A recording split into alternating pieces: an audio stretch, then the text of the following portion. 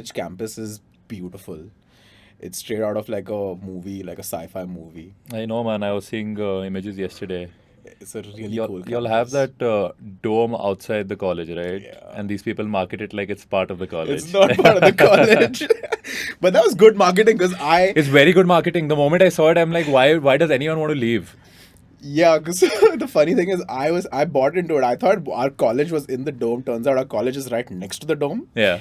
But you exit the college and the first thing you see is the dome. And the dome is basically the Palau, which is like it's the opera house where they have a lot of shows, and the college is in tie-up with the the opera house where Okay. we have a bunch of shows and all of that keeps happening.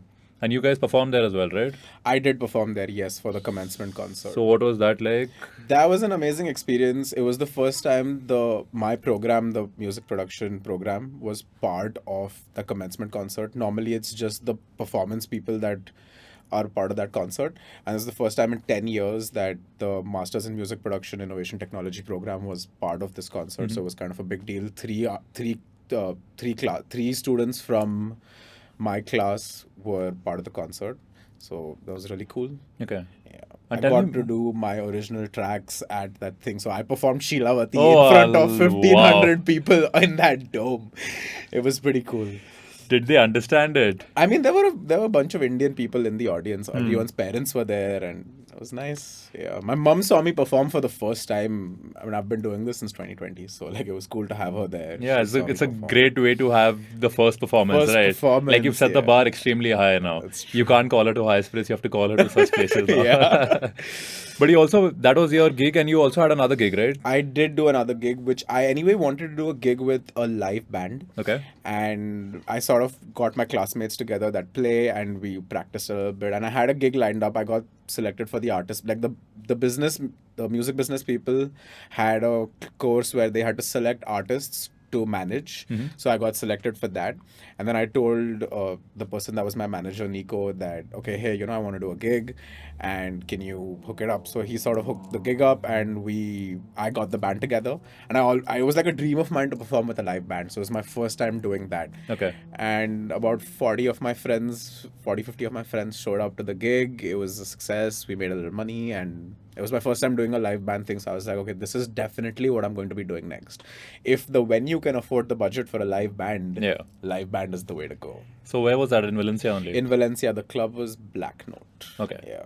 But how do you like sell it to a club saying that, you're an Indian, you're going to be performing rap? Indian hip hop music from Berklee. Berklee was a huge selling point. Okay, Berklee was a huge selling And point. my artist manager spoke Spanish. Okay. So that conversation, the navigation of the conversation happened really smoothly because of that. So I feel like wherever you're, let's say you want to book a venue or whatever, you need to know the person that knows the language. Yeah. That makes everything way more streamlined.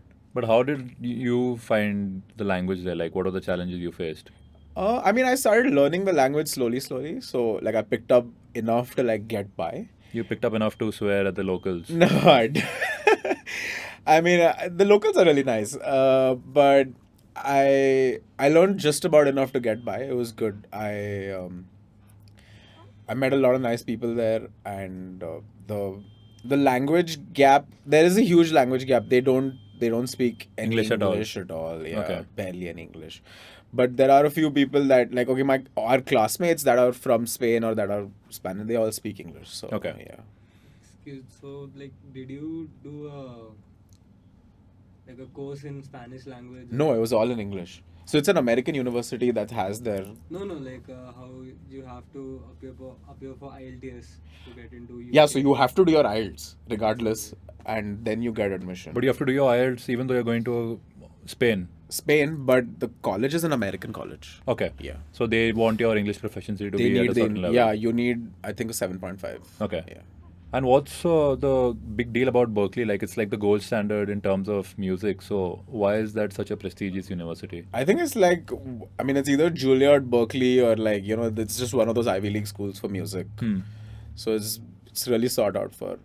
And But yeah, you've been performing, so you went there because you wanted to I wanted to learn the Diversify, technical, yeah, I wanted to learn the technical aspects of music production and okay, how do I stop paying an engineer and how do I stop paying a producer and how do I do a lot of this myself is a huge part of what, and also how do I communicate with the producer and the engineer better and how do I get the best out of my music in the most technical, like the technical part of it has to be sound, like the artistic part of it I already had on lock. I Yeah. had a lot going on that side and I knew that okay, this is what my identity is, this is what my music is. I've been really into music for a long time, so when I started just putting out the music, I knew what I was doing with the music side of things. Okay.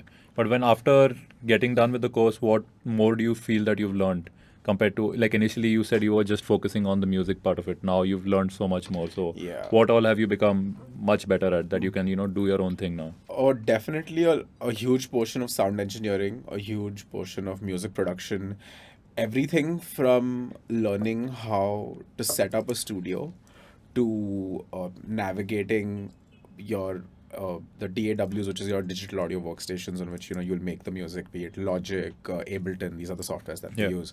So they teach you the softwares. Then there was a video class. Then there was a really interesting class was this class called Max, which is the software they use to make visuals, which is something that I didn't know I was getting myself into, which was a compulsory course. Marta was my professor. She's one of the few people who's like uh, registered as a Max teacher, like their proficiency Yeah. levels for it. So there's certified. She's certified in Max to teach Max, and she's really cool. And I learned that software, which was a whole new world to me. And we had a DJ class, which was sort of the crux at what like made my Berklee experience worthwhile. Nacho Marco was the instructor for the DJ course, and he was like really good, gave me the confidence to like, okay, now I can DJ too. Yeah. So I'll start DJing soon. So that's like definitely something that I really We've want got a to DJ do. in the house as well. Yeah. Yeah. You guys should collab. That'll be fun. That'll be fun, of Yeah, course. actually it will.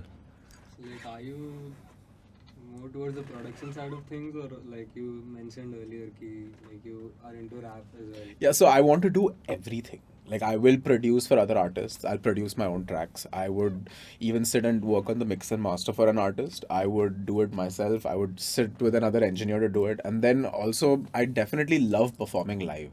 So that's the whole thing that okay, I would want to see myself on stage performing live. And more so because that's as in general I'm like a junkie. So I want to be on stage. I like the high that I get from being on stage. Yeah. So that's what I'm actually chasing after is being on stage. I love being on stage. And you also had some questions about Berklee, right? So now is the time to get it all out. The mics and all that.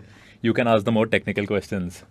Yeah, so like I was really curious about the gear collection that they have in Berklee because I've heard a lot Oh, of the things gear about is insane. I mean, there are 5 small studios, and they have one like a huge studio with which is like their main recording room where they have a separation for the drum kit and where like the ensemble can be held. You can have a proper orchestra over there and they could record. And the mic list is insane. There's like, I don't know how many mics, or 200, 300 mics are there. There's just really good quality systems and like equipment and And do they have the vintage audio gear, like the tape delay? no, they No, don't. they Now take it's it. all digital. Acha. Yeah. They have their main sound, like the main soundboard is the Pro Tools, like S6. 64 channel, I think. Yeah, it's a lot. I mean, that's what I'm saying. And a Like, lot of analog gear, a lot of great equipment. I got to like work with the TR-808, like the Roland drum machines, and just learn, okay, this is what it is, and then realize, okay, as a producer, what my production flow would be. I know that, okay, I hate looking at a screen. As a lawyer, I hated looking at the screen anyway. I was like, okay, I don't want to use a screen.